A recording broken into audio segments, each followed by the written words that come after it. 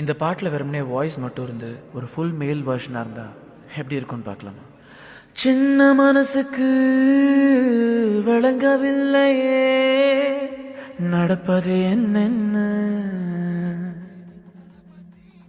ஓ என்ன எண்ணியும் புரியவில்லையே நடந்தது என்னென்ன.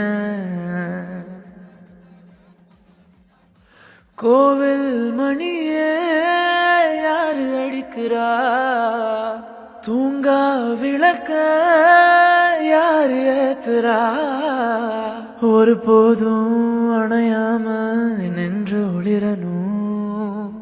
ஒளியிலே தெரிவது தேவதையா தேவதையா.